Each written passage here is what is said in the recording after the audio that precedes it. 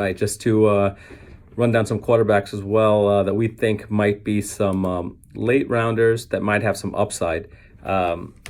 Basically, if you look at John Gruden's offense in the past, he's produced solid quarterback years.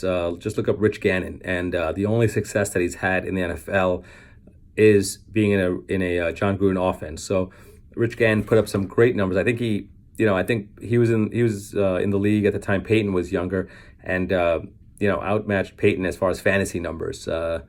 So he's a guy. Derek Carr, as long as Helmetgate is resolved and Antonio Brown is on the field, they should put up big numbers. They're going to use him. They got Tyrell Williams. They got the tight end that they love, Darren Waller, and Josh Jacobs, who's a monster, who is a good rusher and receiver. So basically, Derek Carr is a guy that I might look at late.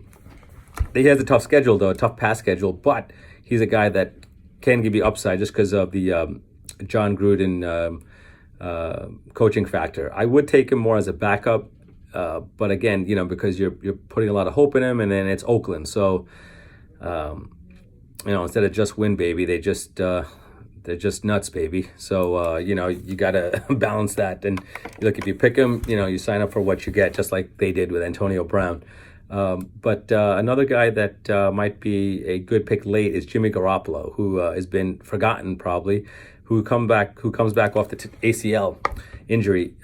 Now you have Kyle Shanahan, which equates to normally quarterback success with back when with Matt Ryan. So Jimmy Garoppolo, as long as he can, as long as they fill the receiver holes that they have with Dante Pettis and Marquise Goodwin comes back, Deebo Samuel is a guy they drafted. So as long as they perform to the expectations they have, Jimmy Garoppolo should be good, and George Kittle is probably going to be his primary receiver. So that's a guy that I would look at. They're probably going to have to score a lot. Their defense is young. They have some talent, but they're probably going to have to score to keep up with some of the other teams in the NFC. I'm not too high on Lamar Jackson, and here's why. Now, he is a dual threat. He can run, he can pass, and supposedly he's getting better as a passer this year. My problem with Lamar Jackson is, just like other quarterbacks in his mold, the NFL catches up, and you saw that in the playoffs. He did have success in taking over Joe Flacco, but he got found out basically in the playoffs. So, and that's what I feel like the league will do this year with him. There's not a legitimate number one there. They got a couple of guys that can serve in that role in Baltimore, but not guys that are elite that are going to excite you as far as who he's throwing to. So they're going to be a rushing attack, and but I would stay away from Lamar Jackson. I wouldn't even take him as a backup.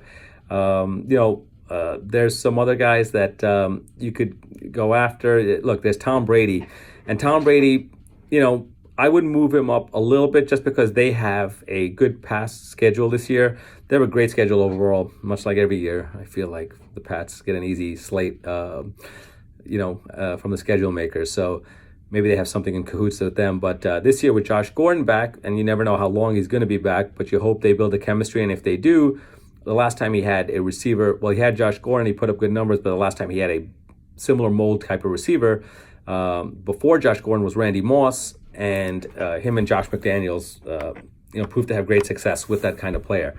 So, Brady might be a guy you get late. So there are guys that you can sneak in there that might give you that upside.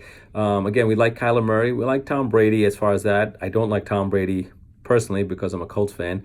But for fantasy purposes, he might be a solid option. Again, a guy you can get really late. And then Phillip Rivers, he gets older, but he does have weapons with Mike Williams and Keenan Allen and Hunter Henry. Melvin Gordon, hopefully he's back, but even if he's not, Austin Eckler should be good to allow him to continue to have success. But again, as you can see, the elite guys are maybe 3 to 5 in total, so a handful or less. So, my strategy would probably be to go after the elite quarterback to cover yourself with points. Otherwise, you can go week to week. You could pick up quarterbacks. You could hope one of these guys hit, a Dak Prescott, a Kyler Murray, a Derek Carr, but you're hoping. So the way I would try to do it, and again, this is just my strategy only because I might be sacrificing high-end talent somewhere else. instead of wide receiver, running back, or tight end. But I would probably go one of these elite quarterbacks, and then fill at the running back spot, because I do think there's some value there. I think there's value at receiver throughout the draft. So I'm going, those guys.